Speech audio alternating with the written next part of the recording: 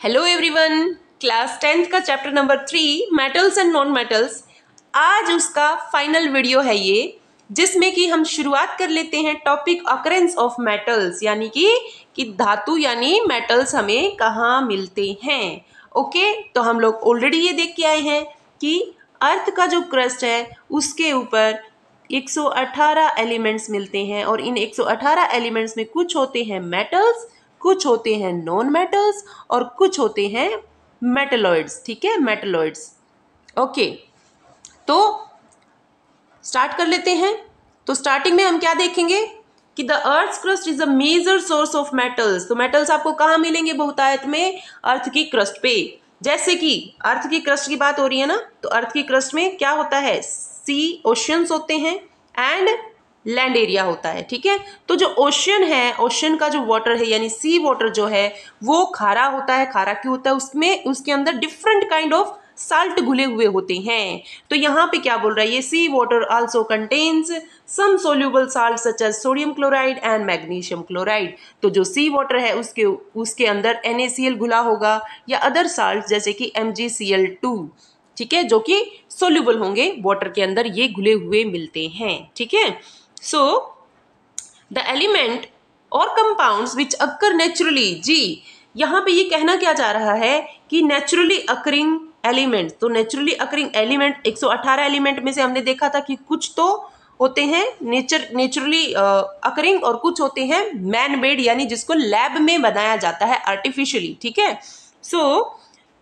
यहाँ पे क्या बोला गया कि द एलिमेंट्स और compounds which occur naturally in the अर्थ की क्रस्ट पे आर नोन एज मिनरल्स। तो उनको मिनरल कहा जाएगा। जो नेचुरली अकरिंग एलिमेंट्स या कंपाउंड्स हैं उनको कहा जाएगा मिनरल्स। अब देखिए, मिनरल की आपने डेफिनेशन देख ली है। अब मिनरल को और कब कहा जाएगा? तो मिनरल को और तब कहा जाएगा जब उस पर्टिकुलर मिनरल के अंदर एक पर्टिकुलर मेटल की बहुतायतता मिलती है, तब ये कहलाएगा और। ठीक है, जैसे कि haematite.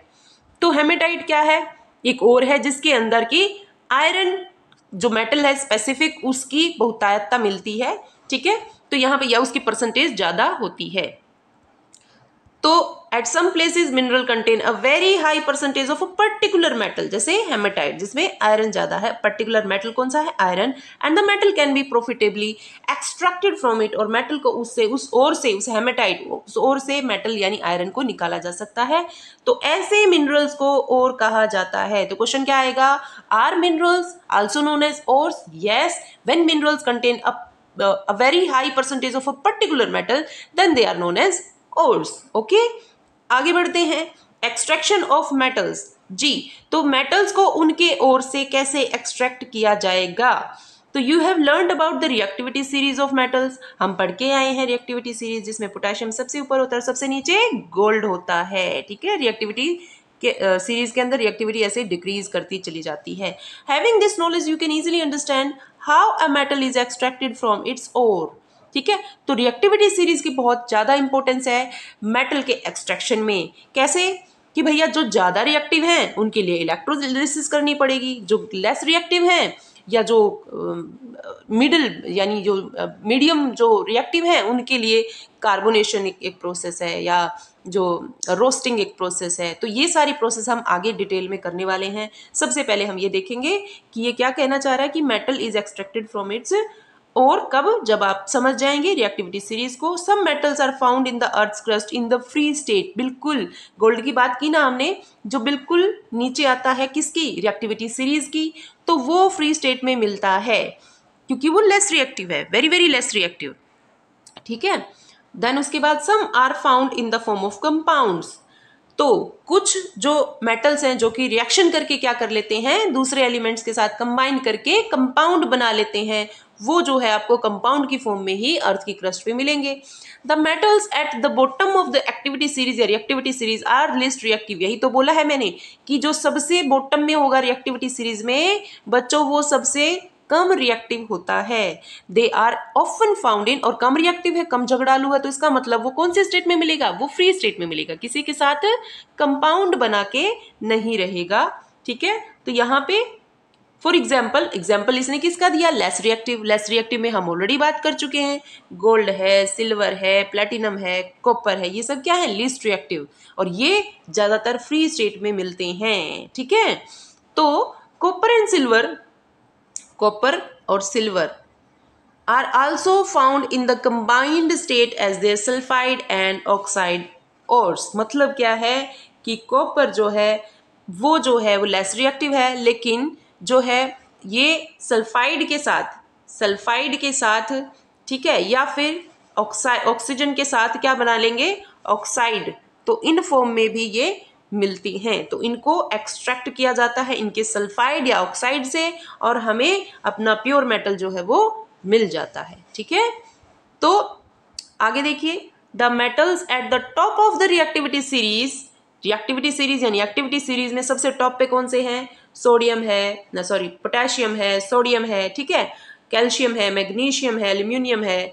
These are also so reactive that they are never found in nature as free elements। इतने ज़्यादा रिएक्टिव हैं, इनका तो हमने अभी पढ़ा कि इतने ज़्यादा विग्रसली रिएक्टिव होते हैं कि ऑटोमेटिकली ही जो है ऑक्सीजन के साथ रिएक्ट कर लेते हैं जैसे ही कांटेक्ट में आते हैं, इसलिए इनको केरोसिन में डिप करके रखा जाता है। ठीक है जी, आगे बढ़ते हैं।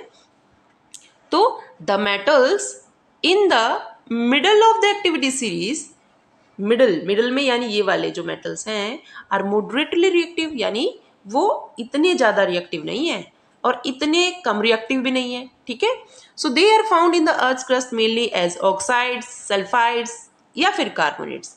ठीक है, तो ये वाले मॉडरेटली जो होते हैं ना, मॉडरेटली रिएक्टिव जो मेटल्स हैं वो किस फॉर्म में मिलेंगे आपको, ऑक्सीजन के साथ रिएक्ट करके ऑक्साइड फॉर्म में मिल जाएंगे, ठीक है, सल्फाइड फॉर्म में मिल जाएंगे, या फिर कार्बोनेट की फॉर्म में मिलेंगे। ठीक है, जैसे फॉर एग्जांपल जिंक कार्बोनेट ऐसे मिल जाएगा। ओके, तो उनको कैसे एक्सट्रैक्ट करेंगे वो अभी हम देखेंगे। अभी हम इतना समझ लेते हैं कि कुछ मेटल्स हाईली रिएक्टिव हैं, कुछ मॉडरेटली और कुछ लीस्ट रिएक्टिव हैं। ठीक है, देन आगे, they are found in the earth's crust mainly as oxide, sulfide, carbonate, ये हो गया। you will find that the ores of many metals are oxides। बहुत ज़्यादा मोस्टली जो एलिमेंट्स हैं वो ऑक्सीजन के साथ रिएक्ट करके ऑक्साइड्स की फॉर्म में मिलते हैं। और ऐसा क्यों होता है, क्यों ऑक्साइड की फॉर्म में ज़्यादा मिलते हैं भैया, क्योंकि ऑक्सीजन जो है ना वो बहुत ही ज़्यादा रिएक्टिव एलिमेंट है और बहुतायत यानी अबंडेंस में भी मिलता है अर्थ की सरफेस पे। सो क्या आंसर रहेगा इसका, this is because oxygen is a very reactive element and is very abundant on the earth.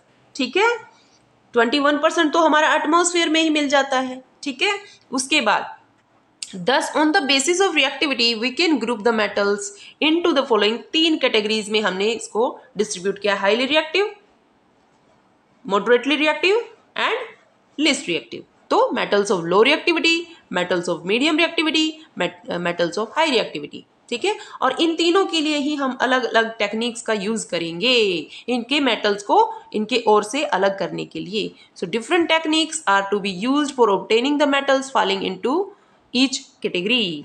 तो several steps are involved in the extraction of pure metals from the ores। अलग अलग steps, बहुत सारे steps हमें जो है follow करने पड़ेंगे। यहाँ पे समरी दी गई है।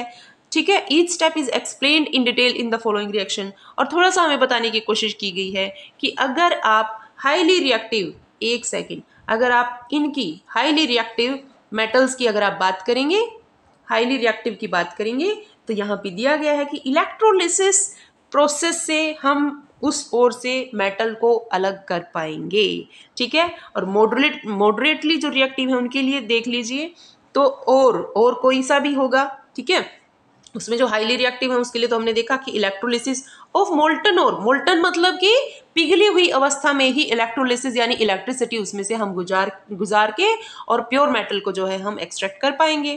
फिर मेटल ऑफ मीडियम रिएक्टिविटी, इसके अंदर हम 2 तरह की प्रोसेस यूज करेंगे। वो कौन सी है, सबसे पहले कार्बोनेट और जो कि वो मेटल जो कि कार्बोनेट के साथ कंबाइंड है उनको हम करेंगे कैल्सिनेशन से। ठीक है, और जो मेटल्स जो कि सल्फाइड के साथ सल्फाइड और बनाए हुए हैं उनको हम रोस्टिंग मेथड से फॉलो करवा के और क्या बना लेंगे, इन दोनों से ही क्या बनेगा, ऑक्साइड बनेगा उस मेटल का। ठीक है, तो मेटल के ऑक्साइड तक पहुंच जाएंगे और फिर ऑक्सीजन को रिमूव कर देंगे उसमें से, और ऑक्सीजन को निकालने या रिमूव करने की प्रोसेस को रिडक्शन कहा जाता है, यानी कि फिर यहाँ पे हम रिडक्शन करवाएंगे मेटल का। ठीक है, और फिर उसको प्योरीफाई कर लेंगे मेटल को। ठीक है, तो ये तो था मीडियम रिएक्टिविटी वाले मेटल्स को हम कैसे, तो हमने जान लिया कि कैल्सिनेशन, रोस्टिंग एंड देन उसके बाद फॉलोड बाय ऑक्साइड को रिड्यूस करवा के प्योरीफाई कर लेंगे। फिर है मेटल्स ऑफ लो रिएक्टिविटी। तो लो रिएक्टिविटी में जो आते हैं वो सल्फाइड के ओर्स के तौर पे ज़्यादातर मिलते हैं, और यहाँ पे भी हमने देखा था कि सल्फाइड के ओर्स को हम क्या करते हैं, रोस्टिंग करते हैं। ठीक है, और इससे जो मेटल आएगा, मेटल जो हमारा होगा उसको रिफाइन करके हम प्योर मेटल प्राप्त कर लेंगे। ठीक है जी, तो आगे बढ़ते हैं, हम आगे देखेंगे कि एनरिचमेंट ऑफ ओर्स क्या होता है। एनरिचमेंट ऑफ ओर्स तो हमने जान लिया कि वो मिनरल जिनके अंदर पर्टिकुलर एक मेटल की बहुतायत यानी अबंडेंस मिलती है, उनको जो है ओर्स कहा जाता है। अब उनको एनरिच करने का मतलब क्या है, उनकी क्वालिटी को इम्प्रूव करना। ठीक है, तो उनकी क्वालिटी को कैसे इम्प्रूव करेंगे भाई, तो जो ओर्स होते हैं ना, ओर्स उनको माइनिंग से निकाला जाएगा अर्थ की क्रस्ट से। ठीक है, आर यूजुअली कंटेमिनेटेड, उनके अंदर विशुद्धियां मिली होती हैं विद लार्ज अमाउंट, और विशुद्धियां कौन सी होती हैं, इम्प्योरिटीज, जैसे कि सॉयल होगा, सैंड होगा यानी रेत होगा, मिट्टी होगी, और इस रेत और मिट्टी को गैंग कहा जाएगा। तो जो गैंग है, गैंग का मतलब ये गुंडों वाली गैंग नहीं है, ये गैंग है जबकि ओर के अंदर क्या मिला होगा, ओर के अंदर मिट्टी एंड रेत सैंड एंड सॉइल। ठीक है, तो हम क्या करेंगे, इस सैंड को और सॉइल को निकाल लेंगे, और इस पर्टिकुलर प्रोसेस को ही इनरिचमेंट कहा जाएगा। ठीक है, तो हमने क्या किया, सबसे पहले large amount of impurities such as soil, sand etcetera called gangue. तो गैंग एक क्वेश्चन बन गया आपका। The impurities must be removed from the ore prior, मतलब पहले, किससे पहले, एक्सट्रैक्शन करने से पहले मेटल का, और इसी प्रोसेस को हम बोलेंगे एनरिचमेंट। ठीक है, the process used for removing gangue, कहाँ से, from the ore, are based on differences between the physical and chemical properties of gangue and the ore. ठीक है, different separation techniques are accordingly employed. तो अलग अलग तरह की टेक्निक को हम यूज करते हुए गैंग से ओर को सेपरेट आउट कर लेंगे। ठीक है, मान लो किसी ओर के अंदर लोहा मिला हुआ है, ठीक है, तो उसको हम एक चुंबक लेंगे और चुंबक से उस लोहे को जो है, ये लोहा जो गैंग है इसको अलग कर लेंगे, और हमारे पास जो हमारा ओर है वो एनरिच हो जाएगा। ठीक है, उसकी क्वालिटी जो है वो इम्प्रूव हो जाएगी। आगे चलते हैं, सबसे पहले हम बात करेंगे जो कम झगड़ालू यानी कि जो लो रिएक्टिव जो मेटल्स हैं उनकी। तो extracting metals low in reactivity series या एक्टिविटी सीरीज। ठीक है, तो metals low in activity series are very unreactive, और the oxides of these metals can be reduced. Oxygen है ना, तो ऑक्सीजन को रिड्यूस किया जाएगा, यानी ऑक्सीजन उससे छीन ली जाएगी, और कैसे छीनी जाएगी, उसको गर्म करके, यानी बाय हीटिंग अलोन। ठीक है, तो यहाँ पे एक और की बात की गई है, और वो और है सिनाबार, जिसको हम HgS ऐसे लिखते हैं। ठीक है, तो ऐसे है सल्फर के साथ रिएक्शन करके है ये। ठीक है, और जब इस HgS यानी सिनाबार जो कि और है मरकरी का, ठीक है, is an ore of mercury, when it is heated in air, तो हवा में इसको हीट करेंगे, गर्म करेंगे। तो यहाँ देख लीजिए HgS को ऑक्सीजन की प्रेजेंस में हीट किया है, तो हमारे पास एंड रिजल्ट आ गया है कि मरकरी का ऑक्साइड आ गया है, मरकरी ऑक्साइड बन गया है, और सल्फर डाइऑक्साइड गैस जो है वो लिबरेट आउट हो गई है। ठीक है, तो आगे देखिए, ये स्टेप करने के बाद अब जो हमारे पास ये ऑक्साइड है, ऑक्साइड को फिर से गर्म करेंगे। ठीक है, फिर से गर्म करते हैं तो ऑक्सीजन भी जो है रिड्यूस हो जाएगी, यानी निकल के चली जाएगी, और हमारे पास हमारा pure metal in the form of Hg liquid form में हमारे पास रह जाएगा। ठीक है, तो ये हमने जो लो एक्टिविटी सीरीज में आने वाले लो रिएक्टिव जो मेटल हैं उसकी बात की, जिसमें मरकरी एक है। फिर उसके बाद हम बात करेंगे अगले लो रिएक्टिव मेटल की, जो है आपका कॉपर। ठीक है, सो copper which is found in, ये भी सल्फाइड बना के रहता है नेचर में, तो copper sulphide can be obtain from its ore by just heating in air. Same process करेंगे, क्या करेंगे, सल्फाइड है ना, उसको ऑक्सीजन लेंगे, तो ये सल्फर डाइऑक्साइड बन के गैस की फॉर्म में निकल जाएगा, और हमारे पास रह जाएगा कॉपर ऑक्साइड। अब इस कॉपर ऑक्साइड को अगेन हम क्या करेंगे, यहाँ पे देख लीजिए, कॉपर ऑक्साइड को हमने कॉपर सल्फाइड के साथ जो है हीट किया है, ठीक है, तो हमारे पास कॉपर बच गया है और सल्फर डाइऑक्साइड गैस जो है लिबरेट आउट हो गई है, ठीक है। तो ये लोअर रिएक्टिविटी सीरीज वाले करने के बाद हम आगे बढ़ेंगे extracting metals in the middle of activity series. Reactivity series में जो मिडल में आते हैं, जिसमें कौन सा था सबसे पहले हमने देखा था जिंक, आयरन, लेड, कॉपर। तो the metals in the middle of the activity series such as iron, zinc, lead, copper are moderately reactive, ठीक है। These are usually present as sulphides या फिर कार्बोनेट्स इन नेचर। अभी हम बात करके आए थे जैसे कि जिंक सल्फाइड की फॉर्म में हो सकता है या फिर जिंक कार्बोनेट, ऐसे। तो कोई मेटल सल्फर के साथ रिएक्ट करके मिलेगा सल्फाइड बना के या कार्बोनेट के साथ, ठीक है। तो इनको अलग अलग, दोनों को ही अलग अलग, इसको रोस्टिंग से और उसको कैल्सिनेशन से हम क्या करेंगे, सेपरेट करने की, एक्सट्रैक्ट करने की कोशिश करेंगे। तो देखिए आगे क्या लिखा है, it is easier to obtain a metal from its oxide. Oxide को तो हम गर्म करते हैं, हीट देते हैं, ऑक्सीजन जो है लिबरेट आउट हो जाती है और हमारे पास प्योर मेटल रह जाता है। तो ऑक्साइड को जो है ना, ऑक्साइड से मेटल को ऑब्टेन करना मच ईजियर होता है, इसीलिए as compare to sulphides and carbonates. इसीलिए देयरफॉर प्रायर टू रिडक्शन यानी ऑक्सीजन को निकालने से पहले ऑक्साइड में से द मेटल सल्फाइड और carbonate must be converted into metal oxide. तो क्या करेंगे, सल्फाइड से और कार्बोनेट से मेटल को एक्सट्रैक्ट करना थोड़ा मुश्किल होता है एज कंपेयर टू ऑक्साइड। तो हम क्या करेंगे, इन दोनों को पहले ऑक्साइड में चेंज कर लेंगे और फिर इसको हीट करेंगे, और हीट करने से हमारे पास हमारा प्योर मेटल रह जाएगा, ऑक्सीजन गैस लिबरेट आउट हो जाएगी, ठीक है। तो देख लेते हैं आगे, sulphide ores are converted into oxides. तो सल्फाइड को हम किस में चेंज करेंगे, ऑक्साइड में। कैसे करेंगे भाई, हीट करेंगे उसको, हीट करेंगे strongly in the presence of excess air. बहुत ज़्यादा एक्सेस में एयर की प्रेजेंस में हीट करवाएंगे, किसको, उस सल्फाइड को, ठीक है। और तब ये चेंज हो जाएगा ऑक्साइड में और सल्फर डाइऑक्साइड गैस निकल जाएगी, और इसी प्रोसेस को रोस्टिंग कहा जाता है। वैसे तो रोस्टिंग काफ़ी, जैसे बादाम या मूंगफली को रोस्ट करते हैं ना, तो यहाँ पे जो आपका क्या है, सल्फाइड का जो ओर है उसको एक्सेस अमाउंट ऑफ एयर में हीट करवाएंगे। तो देखिए जिंक सल्फाइड है, उसको एक्सेस अमाउंट ऑफ ऑक्सीजन दी और उसको हीट करवाया, तो क्या हुआ, सल्फर डाइऑक्साइड गैस निकल गई और हमारे पास ऑक्साइड मिल गया। अब ऑक्साइड से हम आराम से उसको गर्म करके क्या निकाल सकते हैं, क्या बोलते हैं उसको, अपना प्योर मेटल, ठीक है। तो ये तो थी हमारी कौन सी प्रोसेस भाई, ये तो थी रोस्टिंग। तो सल्फाइड्स में रोस्टिंग यूज की जाती है उनको ऑक्साइड में बदलने के लिए।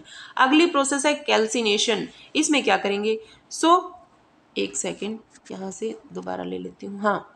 सो the carbonate ore are change into oxide by heating strongly in limited air. बिल्कुल, दोनों में डिफरेंस क्या है, यहाँ पे हमने एक्सेस अमाउंट ऑफ एयर ली थी रोस्टिंग में, कैल्सिनेशन में क्या करेंगे, एयर बहुत ही लिमिटेड लेंगे, ठीक है, और उसको गर्म करवाएंगे। तो हम देखेंगे कि ये जो CO3, ठीक है, इसका CO2 तो निकल गया गैस की फॉर्म में और एक ऑक्सीजन यानी ऑक्साइड बन गया है। अब इसको भी हम हीट करवाएंगे तो हमारे पास जिंक जो है वो मिलेगा। अगले प्रोसेस में इसको देख लेते हैं, अगले स्टेप में। तो ये देख लीजिए, जो भी मेटल के ऑक्साइड हमने यहाँ बनाए हैं, चाहे ये हो मेटल के ऑक्साइड, इनको जो है देखिए, the metal oxides are then reduced, उनको क्या किया जाएगा, रिड्यूस किया जाएगा to the corresponding metal by using suitable reducing agent use करना पड़ेगा। जैसे कार्बन क्या करेगा, इस मेटल में से ऑक्सीजन को छीन लेगा और कार्बन डाइऑक्साइड गैस बन जाएगी, ठीक है। तो यहाँ देख लीजिए, जिंक ऑक्साइड है ना, इसको हमने कार्बन प्रोवाइड करवाया, यानी रिडक्शन की प्रोसेस होगी और कार्बन जो है इस ऑक्सीजन को छीन के कार्बन डाइऑक्साइड गैस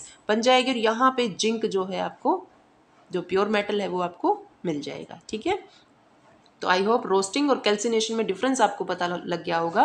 दोनों का ही काम ऑक्साइड में चेंज करना है उस पर्टिकुलर जो ओर का जो मेटल है उसको, ठीक है। और फिर इसमें हम रिड्यूसिंग एजेंट दे देते हैं कार्बन, और कार्बन डाइऑक्साइड गैस जो है वो लिबरेट आउट हो जाती है, ठीक है।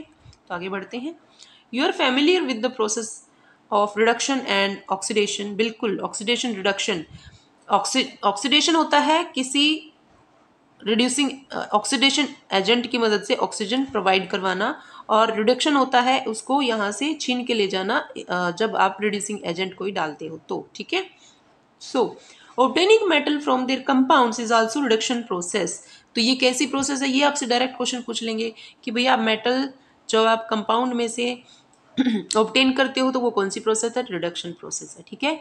Besides using carbon to reduce metal oxide to metals, sometimes displacement reaction can also be used. हमने देखा था ना कॉपर सल्फेट, उसमें जब हमने आयरन को रखा था तो आयरन ने कॉपर को डिस्प्लेस कर दिया था और क्या बन गया था? FeSO4, और कॉपर है हमारा अकेला रह गया था, ठीक है।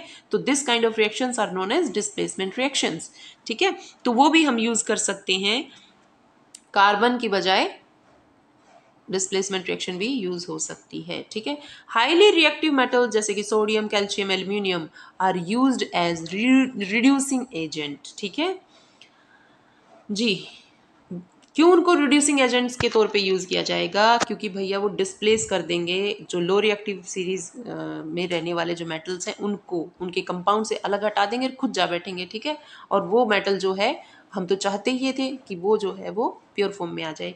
सो फॉर एग्जाम्पल यहाँ पे दिया इसने, मैग्नीज डाइऑक्साइड एल्यूमिनियम के साथ जब हीट किया गया है, तो एल्यूमिनियम पाउडर के साथ, तो क्या हो जाएगा? एल्यूमिनियम एक रिड्यूसिंग एजेंट की तरह इससे ये ऑक्सीजन छीन लेगा, या फिर ऐसा बोला जाए कि मैग्नीज को जो है ना क्या कर देगा? ये डिस्प्लेस कर देगा, खुद जा बैठेगा उसकी जगह पे, और जो है हमारा प्योर मेटल हमारे पास आ जाएगा, ठीक है।